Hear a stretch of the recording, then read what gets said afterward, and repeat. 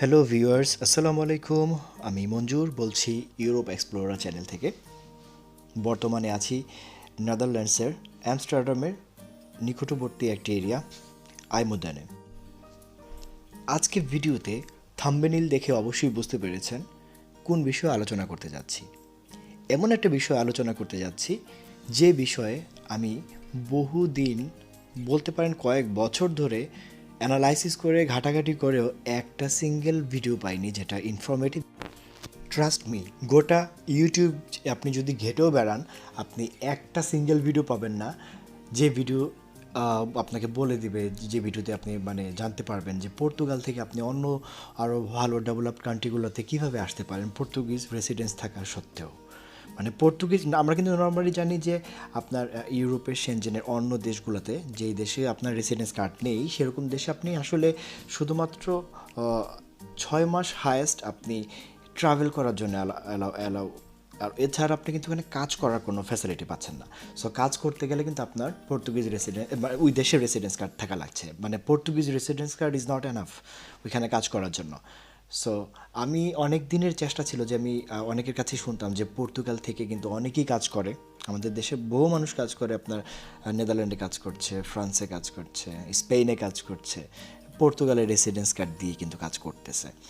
But এটা আসলে এই ওয়ে আউটটা আমি খুঁজে পাইনি। মূলত যারা থাকে নেদারল্যান্ডে, পর্তুগালের কার্ড নিয়ে যারা এখন নেদারল্যান্ডে লিগ্যাল ওয়েতে কাজ করতেছে, পর্তুগালের ট্যাক্স পে হচ্ছে, এরা সাধারণত আসলে কেউ আসলে এটা লিক করে না, বিষয়গুলো ইনফরমেশনগুলো শেয়ার করতে চায় না সামহাও। আসলে তারা কেন জানি একটু রিজার্ভ থাকে এই জায়গা থেকে। আপনি কারোর কাছে কোনো তথ্য পাবেন না, কারোর কাছে কোনো হেল্প পাবেন না। আর ম্যাক্সিমাম কিছু মানুষ এখানে আসে, বেশিরভাগ মানুষই আসলে দালালের মাধ্যমে আসে ডিরেক্টলি। তারপরে সেটাও পাওয়া ডিফিকাল্ট হয়ে থাকে, বেশিরভাগই ফ্রড থাকে। সো নর্মালি আসলে এইখানে আসার ওয়ে আউটটা আপনি, আমার এই ভিডিও দেখার আগে আমার মনে হয় না আপনি, আর আমি আপনাকে চ্যালেঞ্জ করে বলবো, আপনি ইউটিউবে একটা সিঙ্গেল ভিডিও পাবেন না যে এরকম একটা স্পষ্ট একটা ধারণা দিয়েছে পর্তুগাল থেকে আপনি কীভাবে কাজ করতে আসবেন। তো আমি আমার এক্সপিরিয়েন্সটা যদি বলি, আমি প্রায় প্রায় 100টার উপরে বিভিন্ন কোম্পানিতে আমি অ্যাপ্লাই করি অনলাইন থেকে। আপনার পর্তুগালের যেই জব সাইটগুলোতে আপনি গুগলে সার্চ দিবেন যে job in Netherland by Portuguese residence card, or job in Holland, or job in France, job in Spain. So আপনি এরপরে কিন্তু আপনি অনেক বিভিন্ন ওয়েবসাইট পাবেন। এর ভিতরে আপনি সবগুলো যেগুলো পান সবগুলোতে ট্রাই করবেন ঢোকার জন্য, কিন্তু ম্যাক্সিমাম জায়গায় আপনি ব্যর্থ হবেন একটা জায়গায় গিয়ে।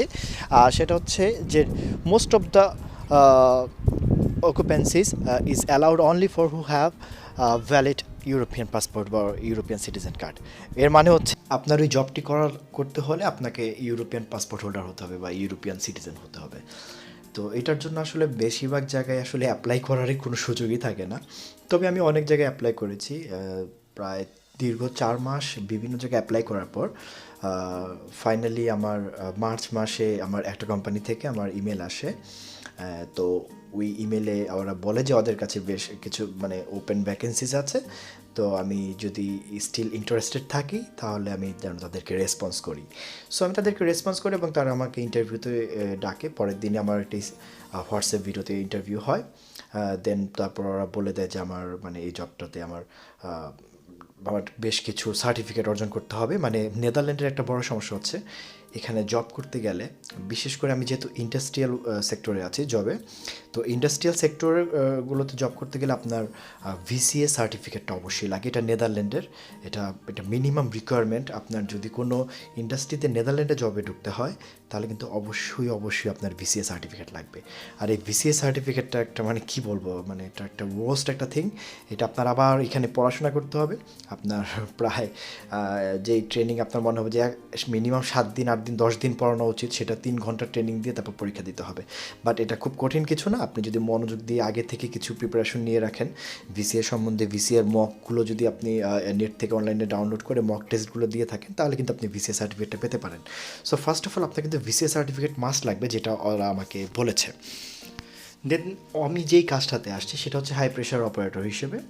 তো এটা হচ্ছে আপনার একটা ওয়াটার জেট গান, আমরা নর্মালি আমরা গানের কথা বুঝি যে বন্দুক পিস্তল, বাট ওইটা এরকমই, বাট এটা ওয়াটার গান।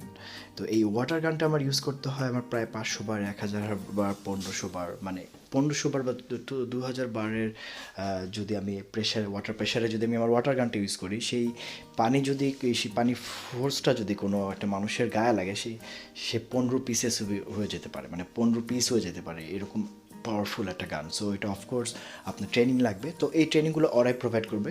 ভিসিএ সার্টিফিকেটটা আসলে আমাকে ওরাই প্রোভাইড করেছিল। এটা ডিপেন্ড করে আপনার কোম্পানি আপনার জন্য প্রোভাইড করবে কি করবে না, সেটার উপর ভ্যারি করে। তো আমার ভিসিএ সার্টিফিকেট আসলে আমি আমার কোম্পানির মাধ্যমে পরীক্ষা দিয়েছি, আমি সার্টিফিকেট নিয়েছি। দেন আমার এইচপিও ও অপারেটর হিসেবে আমার একটা ট্রেনিং হয়েছে এবং সেটারও সার্টিফিকেট নিয়েছি। দেন এখন আরেকটা আছে ব্রিথিং সিস্টেম। এই আরেকটা এক্সাম আমার বাকি আছে, সেটা আমার দিতে হবে নেক্সট উইকে। কিন্তু এর ভিতরে আমি কাজ করছি অলরেডি। আমি নেদারল্যান্ডে এখন টাটা স্টিল কোম্পানিতে কাজ করছি। আর আমার ইন্টারভিউ নেওয়ার পরে আমি যখন ইন্টারভিউ সিলেকশন হয়ে যায়, যেন আমি কিন্তু নেদারল্যান্ডে চলে আসি ডিরেক্টলি। আমার এখানে আসলে কোনো দালালের কোনো বিষয় ছিল না, কোনো মিডিয়া ছিল না, আমার একটা টাকাও খরচ হয়নি। এমনকি আমি যে এয়ার টিকিট দিয়ে আমি আসছি, সেই টিকিটটা আমাকে 6 মাস পরে ওরা ফেরত দিয়ে দিবে। ওরা আমাকে এয়ারপোর্ট থেকে পিক আপ করেছে, আমাকে নাইস অ্যাকোমোডেশন দিয়েছে। দেন আমি এখানে 8 ঘন্টা কাজ করছি, সপ্তাহে 5 দিন, আর 2 দিন তো আমার ব্রেক আছে, উইকেন্ড, শনি রবিবার।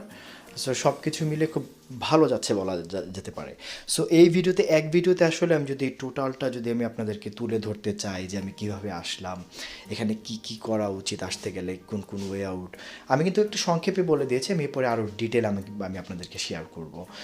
যেমন নেদারল্যান্ডে যদি আসতে হয়, তাহলে আপনার অন্তত ভিসিএ সার্টিফিকেটটা মাস্ট লাগবে।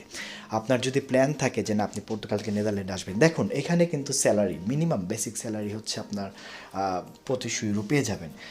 যেহেতু আমি অ্যাকোমোডেশন পাচ্ছি, অ্যাকোমোডেশন কিন্তু একটা বিগ ফ্যাক্ট, কারণ আমস্টারডামে বা নেদারল্যান্ডসে কিন্তু বাসা ভাড়া অত্যন্ত ব্যয়বহুল।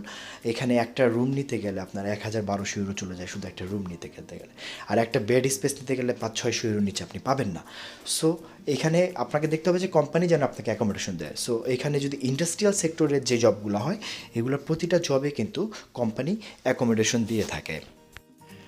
নেদারল্যান্ডে কিন্তু বেশিরভাগ জবের যে চাহিদাগুলো থাকে, পর্তুগাল থেকে বেশিরভাগ মানুষ নেদারল্যান্ডে কিন্তু জব করতে আসে ইন্ডাস্ট্রিয়াল সেক্টরগুলোতে, কারণ এখানে আসলে ইন্ডাস্ট্রিয়াল সেক্টরগুলোতে প্রচুর লোকের চাহিদা। কারণ নেদারল্যান্ড কিন্তু মানে ইউরোপের ভিতরে ম্যানুফ্যাকচারিংয়ের দিক দিয়ে কিন্তু ওরা অনেক বেশ এগিয়ে।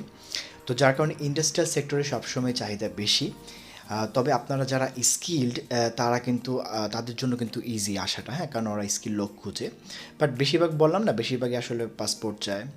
তো পাসপোর্ট ছাড়া পর্তুগিজ রেসিডেন্স কার্ড দিয়ে বেশ কিছু এজেন্সি কাজ করে পর্তুগালে। আমি নেক্সট ভিডিওতে আমি সেগুলোর কিছু ধারণা আপনাদেরকে দিব। আর আমি যেহেতু কোনো এজেন্সির মাধ্যমে আসিনি, সরাসরি এসেছি, এইটারও একটা ডিটেইলিং আমি একটা নেক্সট ভিডিওতে আপনাদেরকে প্রোভাইড করার চেষ্টা করব। যদিও আসলে টাইম হয়ে ওঠে না, বাট এখন যেহেতু নির্দিষ্ট সময় কাজ করছি, 8 ঘন্টা দিনে, সপ্তাহে 5 দিন, সো 2 দিন উইকেন্ড থাকে, অনেক সময় আবার উইকেন্ড থাকেও না, কারণ অন্যান্য কাজ থাকে নিজের ব্যক্তিগত। তো আমি চেষ্টা করব যে আমার নেক্সট ভিডিওতে এটা আমি ডিটেলিং একটা ভিডিও আপনাদেরকে করার জন্য। সো কোম্পানি নর্মালি ইন্ডাস্ট্রিয়াল সেক্টরে যদি আসেন, আপনারা অ্যাকোমোডেশনও পাচ্ছেন, 2500 ইউরো মানে 2500 ইউরো স্যালারিও পাচ্ছেন। সো এটা কিন্তু খুব ভালো একটা অ্যামাউন্ট, আমি মনে করি পর্তুগাল থেকে অনেক বেটার, ফার বেটার।